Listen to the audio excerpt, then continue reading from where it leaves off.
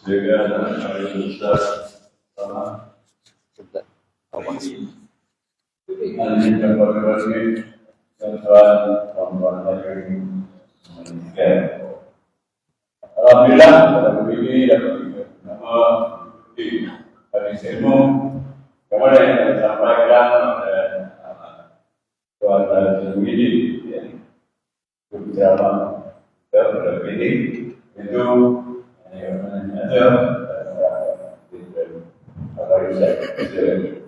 Bismillahirrahmanirrahim. Assalamualaikum warahmatullahi wabarakatuh.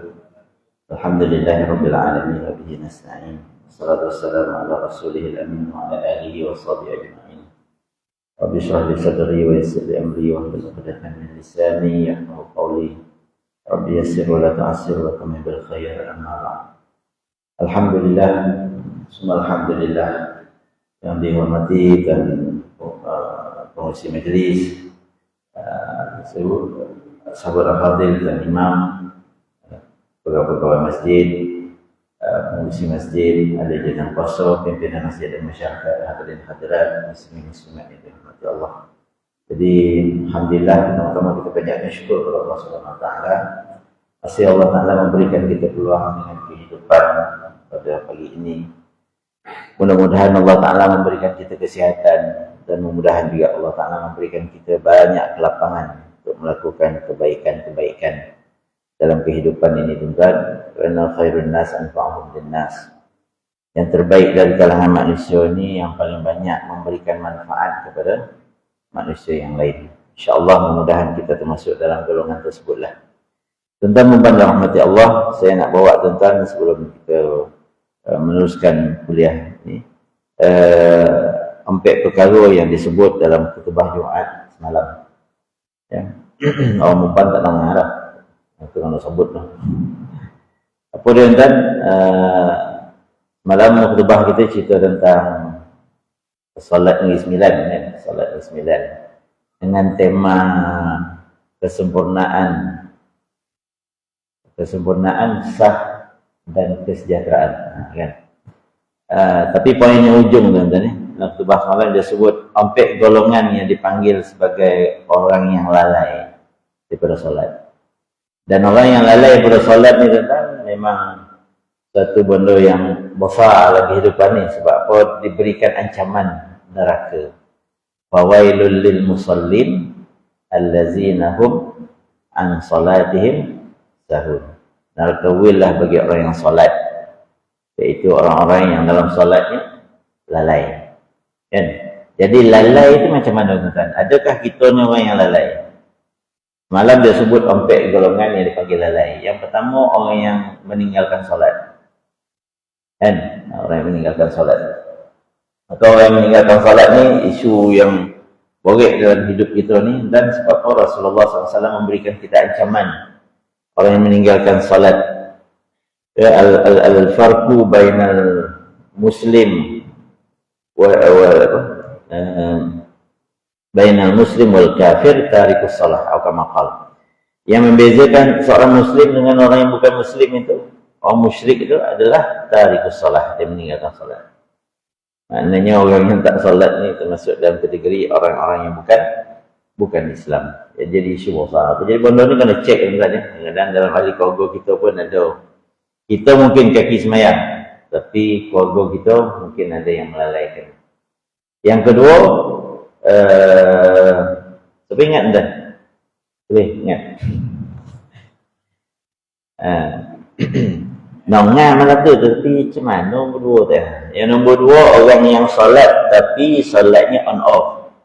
Ada solat pilihan dia, ada solat yang dia suka, ada solat yang tak umar.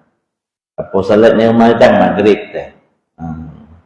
Ataupun ada satu tempat yang saya perasan, masjid tu dia ramai isyak.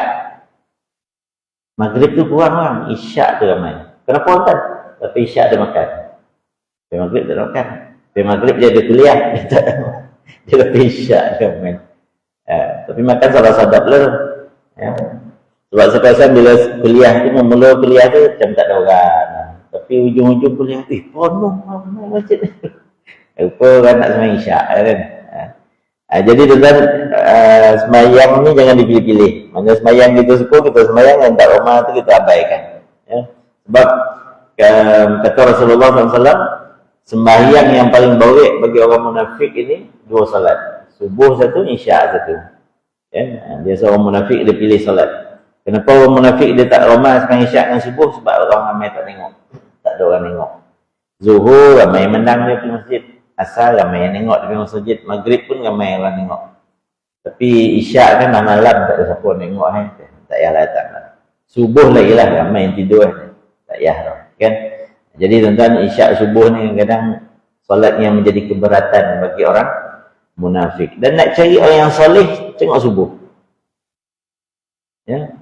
Nak tengok orang yang soleh, tengok itu subuh. Rasulullah sebut, siapa yang mengamalkan melazimi solat subuh 40 hari berjemaah, maka dia termasuk golongan orang-orang yang tidak termasuk dalam golongan orang-orang yang lalai.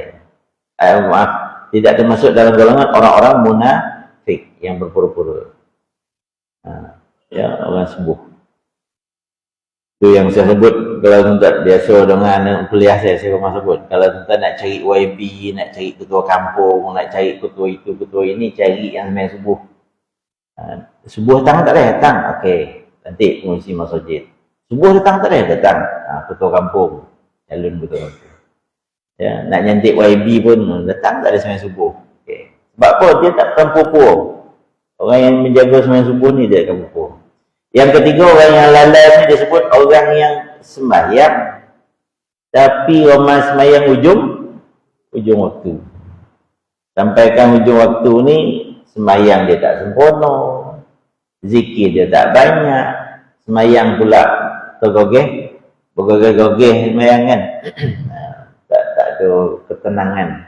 Ya. Sedangkan Rasulullah sebut apa? Salat itu adalah sesuatu yang menenangkan jiwa. Maka tuan-tuan nak dapat keberkatan hidup ni tuan-tuan, jaga sembahyang awal waktu. Dalam sebuah hadis ditanya ayu a'malin afdal as-salatu fi awal waqtiha. Apakah amalan yang paling utama? Kamu sembahyang di awal waktu. Imam Syafi'i ataupun dalam mazhab kita Syafi'i ni tuan, waktu solatnya dibagi 6. Pilih 6 waktu, awal waktu 1/6 yang awal. Cuma ada hadis-hadis yang membahaskan ada juga sembahyang yang dianjurkan kita lewat. Ya, apa sembahyang yang dianjurkan kita lewat dan sembahyang isyak. Laulam asyukku ala ummati la amartuhum bil atamah, kata Rasulullah. Kalau Allah tak menjadi kesusahan, kepayahan bagi umat aku suruh mereka sembahyang atamah. Atamah ni sembahyang isyak lewat. Ya, tapi bukan tengah malam yang tanya, dilewatkan saja. Maknanya kalau kita ada ceramah Isra' tu kau sembahyang isyak itu ke 10, okey. Padahal lah. Ya. Okey, yang keempat tuan, yang keempat ni kemungkinan kita ada. Yang ada ni kita sama dalam masjid ni kemungkinan ada. Orang yang sembahyang tetapi hatinya tidak tenang dan tidak khusyuk. Itu kemungkinan kita ada. Itu termasuk dalam golongan orang yang lalai. Ya. Jadi tuan-tuan, khusyuk ni, ketenangan dalam solat ni kena cari, kena usulkan. Mesti diusulkan. Bagaimana nak mendapatkan solat yang khusyuk? Tuan-tuan, banyak kitab dia tuan-tuan.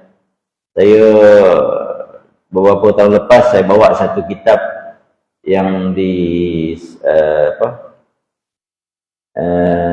yang ditulis oleh Datuk Nik Aziz, Nik Abdul Aziz. Ya. Bukan di Besar Kelantan. Ada lebih kurang 30 cara untuk mendapatkan solat yang khusyuk. Ya, dia bagilah tip dia tu. Ya. Antaranya Nabi suruh kita mempersiapkan diri, membersihkan diri dengan kebersihan. Sebelum sembahyang ambil wuduk tu memang dah bersih. Sebab tuan-tuan, antara benda yang menyebabkan kita ni tak khusyuk, istinja kita tak betul. Pancing, lepas tu istinja tak betul. Ya, tak habis keluar kita punya najis tu. Dah basuh. Kan? Yang antara yang kedua tuan-tuan, nak dapatkan khusyuk dalam solat ni, isbagul wuduk. Wuduk ni disempurnakan. Jangan ambil wuduk cincai-cincai. Bahkan tuan orang yang wuduk dengan sempurna ni, ada satu hadis menjamin dia 8 pintu syurga daripada mana-mana pintu yang dia suka. Syurga 8 ke 7 lah. Dia senang ingat kan ya. Syurga ni 7 ke 8. Dia kalau bahasa Arab, nombor 8 tu dia V terbalik. Dia terungkup macam kemah. Neraka ni 7 dengan ngo, V dengan ngo. Itu sebab dalam bidalan Arab dia kata nak masuk neraka senang. Sebab apa dia nyango. So. Tapi nak masuk syurga tu dia tertutup. Ayah dia masuk syurga. Dia macam kemah tertutup. Jadi kena sohor nak masuk lah. Neraka tak payah sohor dah. Kan? Ya, saya nak ingat Jadi orang yang jaga wuduk ni ditawarkan 8 pintu syurga. Mana-mana pintu yang dia suka. Maka sebenarnya ada tip lain, memahami makna bacaan, seterusnya menghayati bacaan tersebut. Faham tapi hayati. Ya. Dan berbagai lagi lah tip dan mudah-mudahan kita dapat solat yang khusyuk insya-Allah.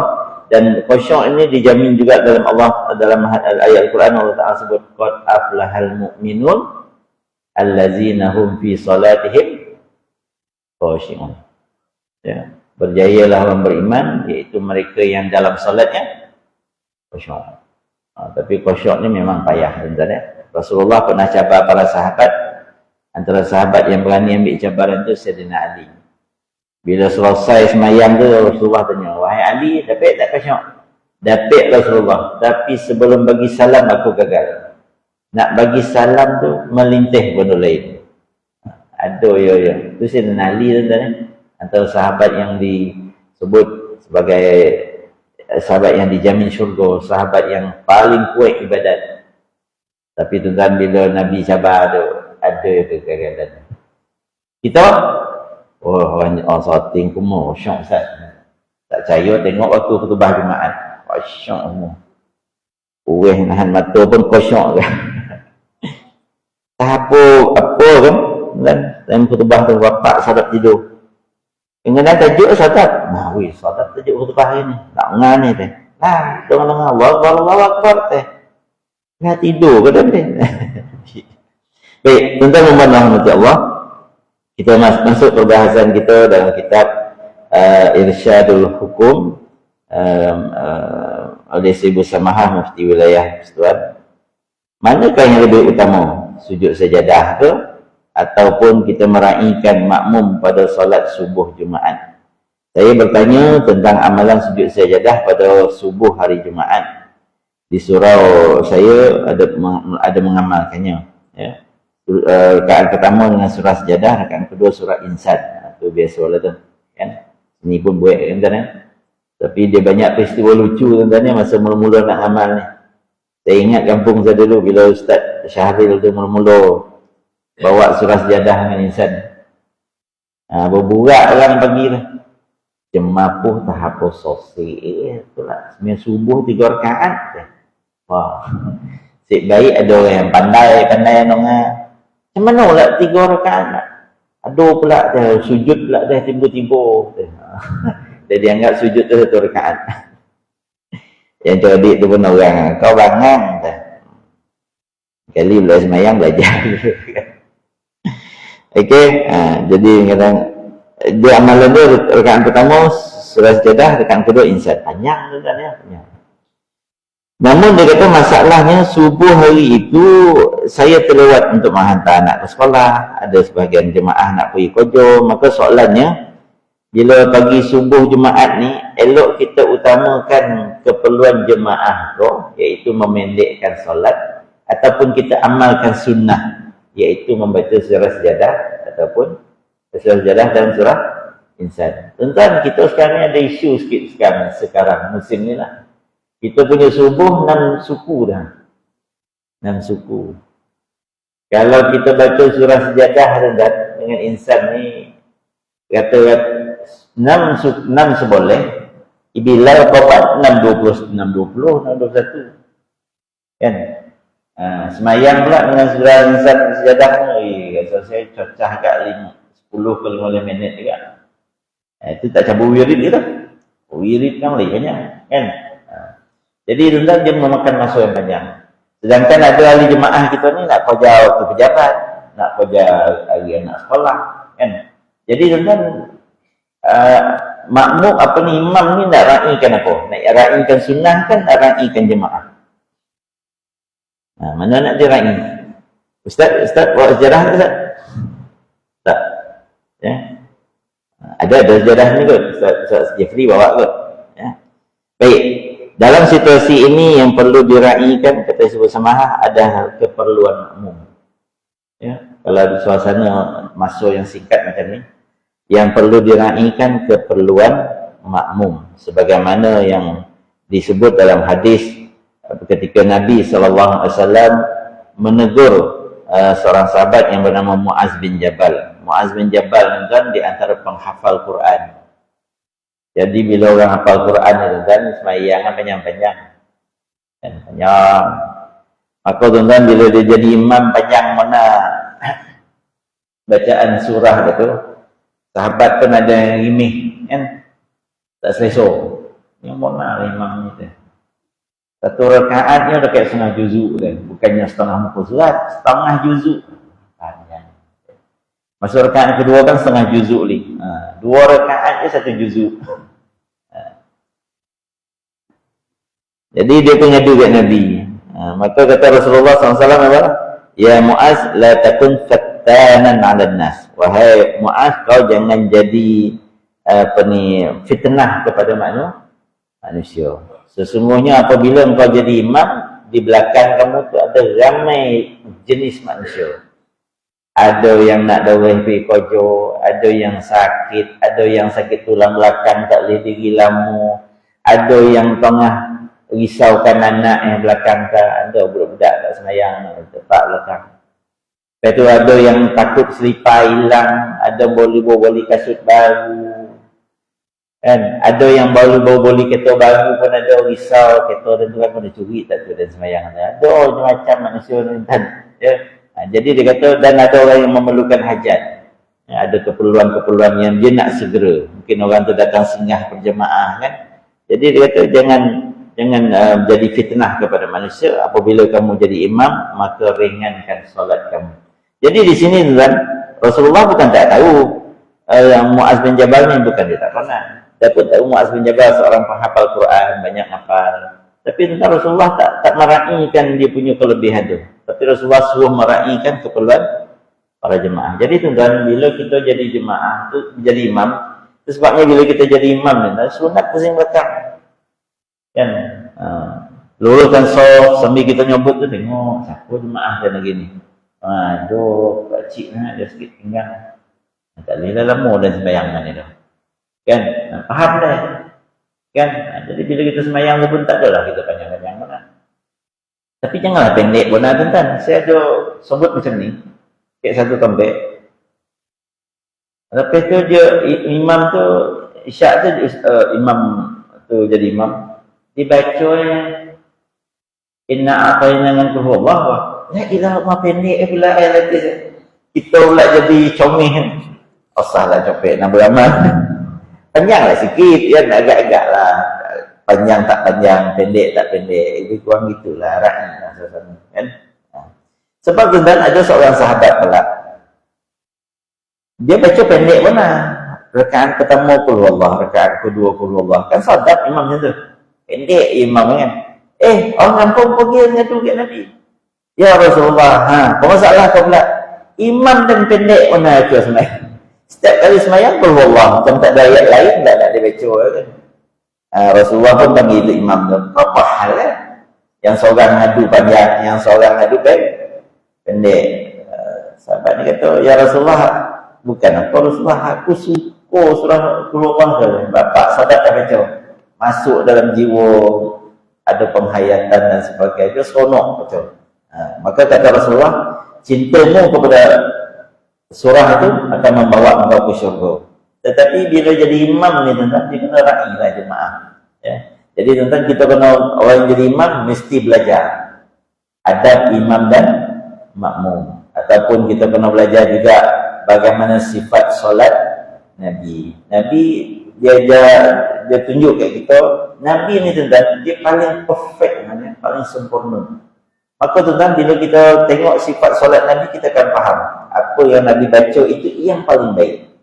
Itu sebabnya pas sebagian ulama tuan-tuan, dia akan baca, dia ajar kita. Dia riwayatkan hadis-hadis. Sembahyang zuhur tu, rakaat pertama apa Nabi baca? Rakaat kedua apa Nabi baca? Sembahyang asar, rakaat pertama apa Nabi baca? Rakaat kedua apa Nabi baca? Maghrib apa yang Nabi baca?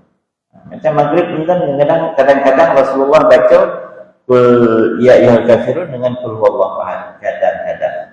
Kadang-kadang Rasulullah baca rakaat yang pertama 30 ayat yang pendek-pendek. Mungkin dalam Tabarakallazi surah Al-Mulk ada juga banyak. Tak ada lah pendek pun nak sentiasa. Ini kadang-kadang naik imam tu kita tahu kan.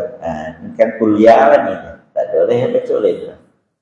Kuliah Allah sampai rapik orang agak-agak lah kadang-kadang panjang, kadang-kadang pendek. Ya. Tentang ada solat yang Rasulullah suka memanjangkan bacaan. Contohnya sembahyang Isyak, suara panjangan. Sembahyang subuh Rasulullah suka panjang-panjangkan. Sebab apa? Bacaan subuh, bacaan Al-Quran pada waktu subuh ini akan jadi saksi atas kita. Rasulullah panjangkan. Ya. Jadi orang yang jadi imam mesti ambil tahu jugalah apa yang patut dibaca. Tapi kalau imam tak datang, sesiapa pun boleh naiklah. Baca qul huwallahu pun tak apalah. Imam tak ada, suppose imam tak datang kan. Dan tak lancar kan. Dan lancar qul a'udzu falaq bin nas tu dan lancar imam. Itulah. Ni satu lagi saya tanya tuan-tuan. Kita sembahyang musafir ni, sembahyang jamak qasar kan? Sembahyang jamak dan qasar. Kalau kita sembahyang 4 rakaat tu, zuhur 2 rakaat. Kita bacalah apa-apa surah yang kita suka baca.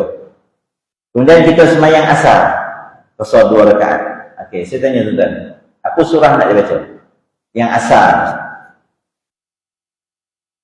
Kalau ikut yang tuan-tuan tahulah apa nak baca. Ini bukan yang wajib baca, tapi apa yang pernah saya baca dalam hadis, apa yang Nabi baca pada 2 rakaat yang asar. Ataupun kita sembahyang maghrib dengan isyak jamak. Maghrib tu kita baca macam biasalah. Bukan kita baca, kadang kita ikut rumah masa. Tapi bila kita sembahyang isyak lah, 2 rakaat qasar, apa ayat yang kita nak baca? Tentang biasanya Rasulullah dalam 2 rakaat tu dia akan baca Qul a'udzu birabbil falaq dengan Qul a'udzu birabbin nas. Mana pendek. Dia biasa Rasulullah maafkan. Ya. Baik. Itu keadaan tuan-tuan. Jadi mudah-mudahan kata Syekh Samaha, orang yang jadi imam ni memahami akan fikah ataupun keperluan para jemaah yang diimaminya. Ya.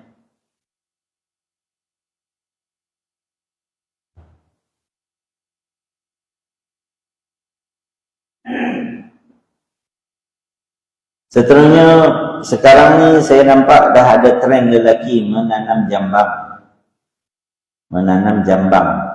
Lebih-lebih lagi oleh orang lelaki yang ada kemampuan dan berpengaruh. Persoalannya, apa hukum lelaki menanam jambang?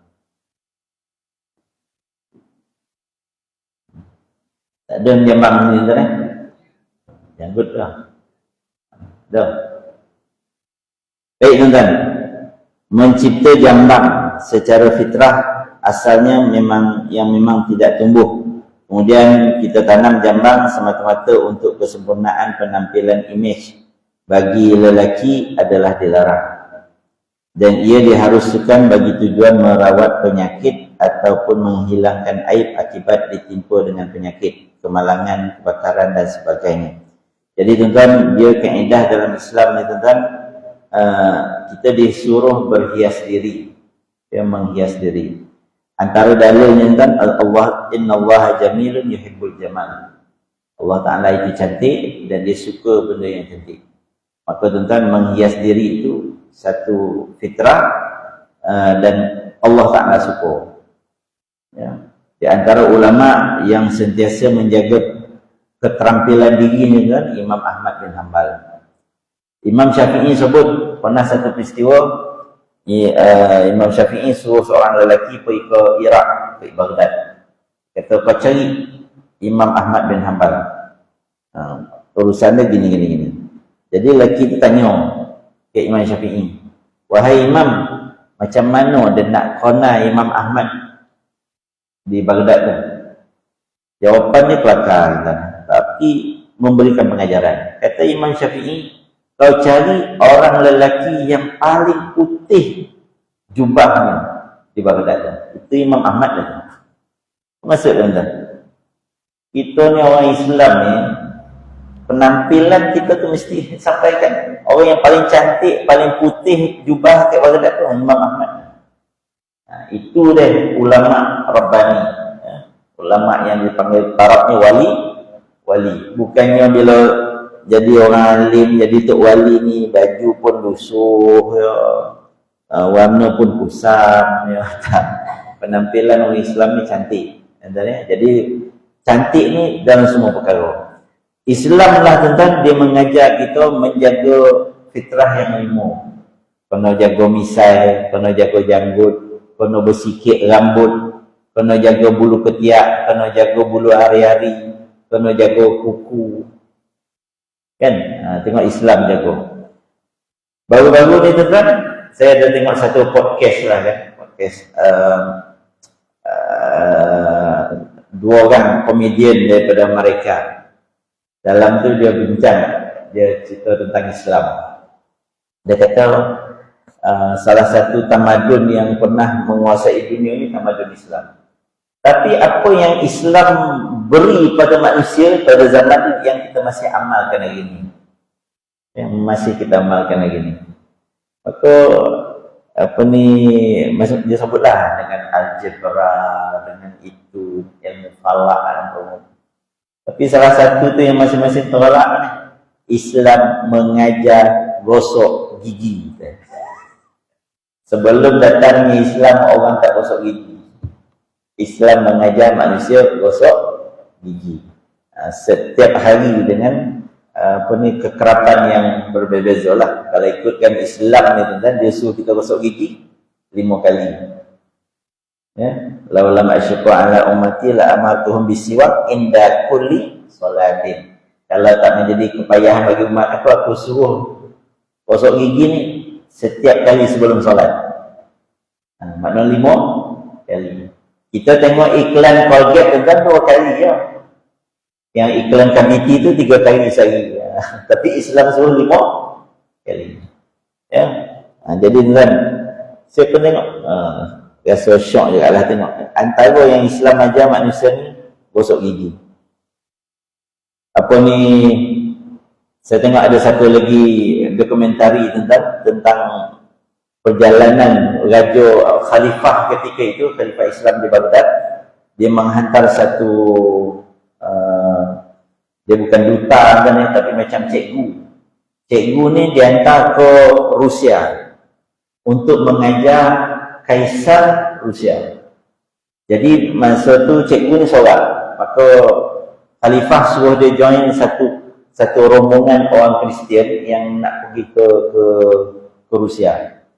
Jadi cikgu ni, orang Islam ni, cikgu Islam ni, dia pun masuklah sebab zaman dulu tuan-tuan dia tak boleh jalan seseorang, bahaya.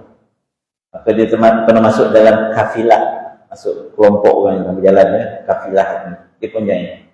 Dan masa dia join kumpulan orang Kristian ni dalam perjalanan ke Rusia tu, dia menulis segala apa yang dia tengok, pelakuan-pelakuan orang-orang Kristian dalam kafilah. Dia tulislah dengan segala perangai buruk kan, makan tak gosok gigi, bangun tidur tak mandi, baju tak cantik, dia tulis semua. Perangai itu, perangai ini, akhlak itu, akhlak ini, dengan mabuk, dengan apa, semua dia tulis. Yang best tuan, kadang-kadang saya orang barat ni, dia jujur. Kisah yang ditulis oleh orang Islam tu dibuat dalam filem. Tajuk filem tu saya lupa, tapi pelakon dia Antonio Banderas, tentu kalau nak lupa saya Saya rasa macam tu lah bunyi pelakon Hollywood tu. Dia berlakon jadi cikgu tu. Dia lah yang catatkan apa tu kan. Tapi dia tunjuklah perangai manusia yang bukan Islam sebelum datang Islam. Bagaimana akhlak yang buruk dan sebagainya. Dan tuan Islam banyak memberikan sumbangan. Dan satu lagi dia puji penulis tu, dia kata penulis tu jujur. Dia tulis segala keadaan dan dia kata itulah sebenarnya keadaan orang yang bukan Islam sebelum datangnya Islam. Teramat tahu. Memang zaman manusia hidup macam binatang. Ya, memang tak ada kebersihannya, tak ada kecantikan, tak ada. Baik, panjang balak mukadimah saya. Cerita ni tentang Islam ni dia suka kita cantik, dia suka kita berhias. Maka tuan kita kena berhias. Maka dalam Islam baik lelaki baik perempuan ada hiasannya. Maka di antara yang ditanya di sini tentang jambang. Boleh tak orang lelaki berjambang? Tentang jambang dan janggut ini disunatkan bagi orang lelaki. Ya, orang lelaki sunat membela janggut. Kalau boleh segonggam. Kalau boleh simpan lah segonggam. Tapi orang Melayu ni faham lah. Payah nak boleh janggut. Ya, nak dapat sejomput tu pun kadang-kadang puih mulut. Ya. Sejomput bukan segonggam lah, janggut lah. Payah. Dan saya sendiri pun tentang ada janggut sikit lah. Saya kena cabut-cabut ni sebab dia belah kiri dia ramah lobek. Belah kanan pun. Jadi kalau dia kan lobek sekolah. Saya tu dah kena kabur lah. Macam sansing Ustaz sebab saya lupa nak molo. Jadi kena train selalu, kena bolo kan. Memang Islam suruh macam tu. Ya. Bahkan misai ni tentang kalau boleh dinipihkan. Rasulullah tak suka misai tebal-tebal. Ya, bila Rasulullah tak suka tu, ulama sebahagian dia kata cukur tu. Tapi kalau ikutkan apa yang saya faham daripada hadis, Rasulullah hanya suruh nipihkan saja. Nipihkan saja. Nipih tu maknanya kena gunting selalu. Jangan bila minum susu, misai pun minum susu semua. Kan? Putih. Tak cantik. Islam tak umar macam tu. Ya. Apa ni, janggut dan jambang adalah satu yang disunatkan. Isu ni sekarang, boleh tak tanam? Boleh tak tanam? Maka tuan-tuan kata Simon Semaha, menanam jambang ni tak dibenarkan. Melainkan kita tanam jambang tu kerana nak menutup keaiban, kecacatan. Mungkin kita ada masalah kat kulit kita nya berkerutut dan sebagainya, kita nak bagi penampilan elok, kita pun tanam jambang, tak ada masalah. Ya, tapi kalau nak yang paling baik biarlah dia hidup secara semula jadi. Ya. Nak letak minyak tu tak ada masalah lah, kan? Minyak pun kan memang dia macam minyak dia minyak Bengali, saya pun lupa nama minyak tu lah. Busuk minyak dah. Minyak bon. Tapi jangan lebih-lebih ni kan ya. Satu kan salah lebih licin terus ni, dia gugur semua. Kawan saya kena. Kalau tak minyak bon elok ya, lama ya. Masuk 2 minggu dah gugur dah. Licin sampai sekarang tak ada. Janggut tak ada, misai tak ada. Habis licin. Kita menang macam perempuan. Orang perempuan pun tak macam tu nak licin. Apa penuh kau? Entah minyak tu. Dan pakai minyak tu lama-lama dia gugur semua. Hati-hatilah. Tengoklah kesesuaian kulit masing-masing. Jadi kesimpulannya gitulah tuan-tuan ya. Dalam bab janggut ini tuan-tuan, Al-Imam An-Nawawi menyatakan i'fa'ul lihyah, iaitu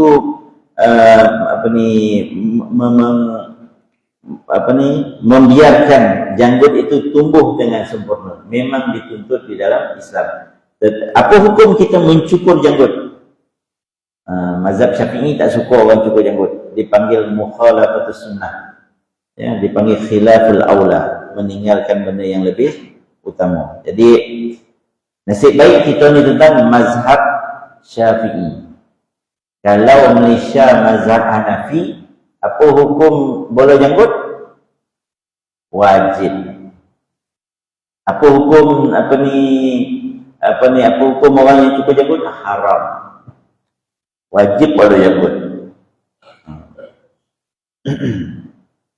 Siapa tak boleh janggut? Mazhab Hanafi ni, mazhab Hanafi bukan mazhab Syafi'i. Apa orang yang tak boleh janggut? Khunsa. Kalau ada tengok definisi khunsa tu, dalam mazhab Hanafi, orang yang tidak ada misai dan janggut. Maka dia bila sebut khunsa, dia ada hukum lain. Orang lelaki tidak boleh duduk berduaan dengan khunsa. Lebih haram daripada duduk berduaan dengan perempuan. Saya pun tak gamang pula. Duduk dengan pondan lebih haram daripada duduk dengan perempuan. Kenapa? Bila dia duduk dengan perempuan, orang nampak benda tu haram. Orang boleh tahu. Tapi bila dia duduk dengan khunsa, dengan pondan, orang tak dapat nak lagu. Nak khabar haram sekarang, lelaki. Tapi masalahnya, kan ada case lain lah. Kan? Skandal yang lain lah. Jadi dia menyebabkan sebuah salah dalam masyarakat. Maka ulama-ulama Hanafi kata, berduaan dengan pondan lebih haram daripada berduaan dengan perempuan. Dia pun tolak nak macam tu hukum memang. Itu mazhab Hanafi lah tuan ya. Mazhab Syafi'i tak ada masalah. Tapi saya pernah semayang masa satu hari raya tu, kawan adik ke so, saya tahulah nak datang. Salam-salam kawan lelaki je. Tiba-tiba saya tak pandang lah muka. Tengah salam tu ada seorang salam, "Bapak lembut Saya pun pandang balik. Lelaki tu pandang salam dengan dia. Tengok orang lelaki tu. Apa pak? Salah licin apa semua. Tangan dia tu kita rasa lain. Saya ingatkan perempuan. Jadi tuan-tuan, orang lelaki janganlah kasar-kasar. Itu sebab orang lelaki ni tuan, dia untuk mendapatkan lelaki yang kasar ni, dia macam-macam. Islam baik ni macam-macam. Antaranya lelaki ni kalau cantik sangat, Rasulullah suruh dia botak. Dia nampak kejantanan dia kena botak. Orang lelaki perempuan haram botak. Orang lelaki dianjurkan botak kalau nak nampakkan kejantanan. Apa lagi orang lelaki? Orang lelaki sunat memakai kain ataupun baju-bajunya daripada cotton. Sebab dia lebih jantan. Orang lelaki tak dianjurkan pakai kain yang jenis halus-halus, terutamanya macam campuran sutra. Orang lelaki tak digalakkan. Sutra lagi lah haram. Yang kain campur-campuran sutra ni tak digalakkan orang lelaki pakai. Sebab kulit lelaki mesti kasar. Dan orang lelaki juga di antara hikmah kata ulama, kenapa orang lelaki ni haram memakai omeh. Omeh ni merosakkan struktur kulit kita. Struktur orang lelaki ni kulit mesti kasar. Kita lelaki dengan perempuan macam mana pun berbeza. Ya.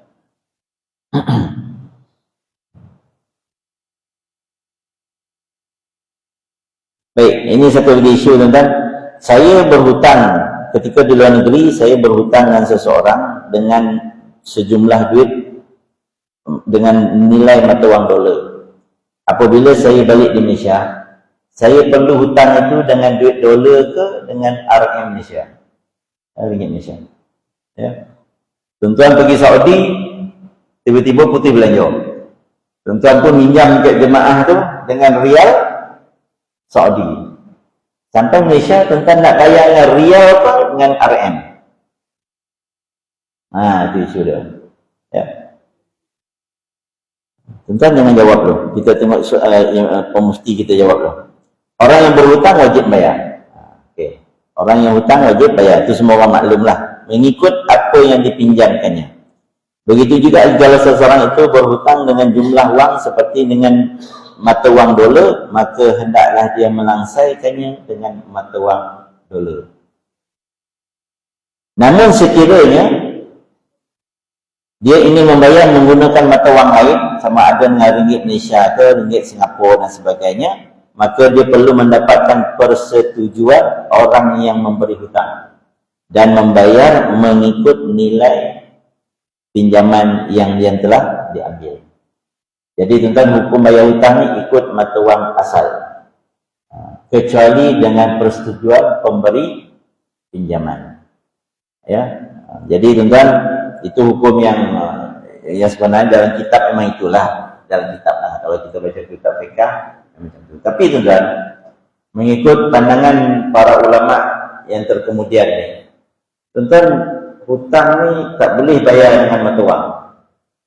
Kalau kita pinjam dengan mata wang, Tuan-tuan kena tahu nilai mata wang masa tuan-tuan pinjam tu. Kalau tuan-tuan pinjam hari ni alhamdulillah duit Malaysia makin naik. Semalam RM4 lah. $1 RM4. Dah semalam cecah juga 39. Ya. Orang Singapura dah merungut kata masuk Malaysia, duit Malaysia makin besar. Lepas ni masuk Malaysia kan ticah naik lah. Kan ticah naik kosong. Tapi nak makan mewah kat JB dia dah. Ya. Tapi tuan-tuan, kita bila kita minjam duit dengan seseorang, kena tahu nilai dia. Contohnya, kalau tuan-tuan minjam duit dolar seseorang, tahun 90 dulu, tuan-tuan minjam seseorang $1,000. $1,000 tahun 90, apa yang tuan-tuan boleh beli?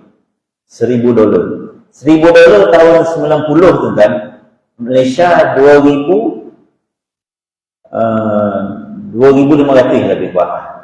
Ada sikit beza kan. Jadi kurang 2,500. $1,000 tu 2,500. Tahun 90. Tahun 2025 tuan-tuan pun nak bayar. 2,500 tahun 90, apa yang tuan-tuan boleh beli dengan 2,500? Tuan-tuan boleh keluar e-expire rasa.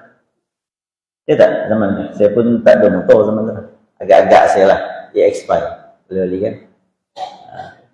Jadi tuan-tuan, hari ni tuan-tuan nak pulangkan duit balik $1,000 tu, boleh tak beli e-expire?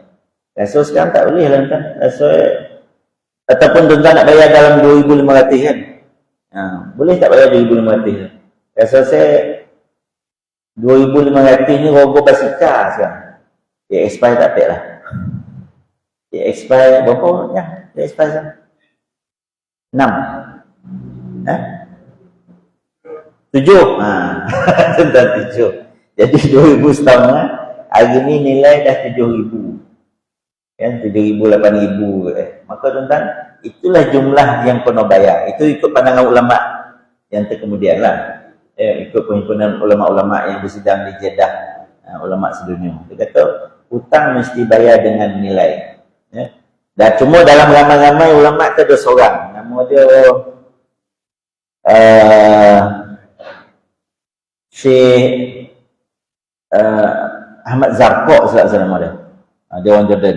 Dia tak setuju. Dia kata kamu buatlah satu keputusan dipersetujui oleh para ulama di istimewa ulama-ulama sedunia kecuali Ahmad Zarqaq. Dia suruh buat pengecualian. Dia tak setuju. Dia tak nak dalam keputusan tu ada nama dia. Kena asingan. Kecuali Ahmad Zarqaq. Ahmad Zarqaq ni dia punya jawapan dia mesti bayar sama dengan jumlah yang sama. Kau pinjam 2,500 dulu, bayar 2,500. Tapi ulama-ulama kemudian kata tak, kena bayar nilai. Jadi kalau dulu 2,500, nilai dia ini 5,000, 6,000, bayarlah itulah jumlahnya. Ya, ikutlah nilai. Sebab tuan-tuan, kalau tuan-tuan tengok perkembangan dunia, mata wang dunia ni banyak yang dah berubah. Ya. Kalau tuan-tuan tahu siapa yang pernah terlibat dengan pertukaran wang, 1990 $1 dinar Iraq $12,000. Seboleh atau $12,000. 1 dinar Iraq menyamai seboleh ringgit. 1,000 dinar Iraq menyamai seboleh ataupun 12,000 Malaysia. Tapi tuan-tuan hari ni kalau tuan-tuan nak minjam ke orang tu 1,000 dinar tahun 90 dulu, tuan-tuan nak bayar 1,000 dinar Iraq hari ni, 1,000 dinar Iraq tuan-tuan nak beli ni pun tak cukup, tidak ya? Tak ada nilai. Jauh beza tuan-tuan. Jadi ulama-ulama yang kemudian kata tuan-tuan nak bayar hutang ikut nilai, bukan jumlah. Ya, wallahu a'lam tuan-tuan. Itulah lebih kurang yang saya kongsikan. Ada persoalan tuan? Ada? Jadi tuan-tuan rasa sekadar itulah untuk perkongsian pagi ini. Mudah-mudahan perkongsian kita bermanfaat. Aku qouli hadza wa astaghfirullahal azim li wa lakum. Wassalamualaikum warahmatullahi wabarakatuh. Bismillahirrahmanirrahim. Alhamdulillahirabbil alamin wassalatu wassalamu ala asyrofil anbiya'i wal mursalin wa ala alihi washabihi ajma'in. Allahumma anfa'na bima 'allamtana, Allahumma faqihna fid din wa 'allimna ta'wil wa hdina siratal mustaqim. Allahumma arinal haqqa haqqan warzuqna ittiba'ah wa arinal batila batilan warzuqna ijtinabah. Subhanakallahumma bihamdika asyhadu an la ilaha illa anta astaghfiruka wa atubu ilaik. Wassallallahu ala sayyidina Muhammad wa ala alihi wasallam. Walhamdulillahirabbil alamin. Allahumma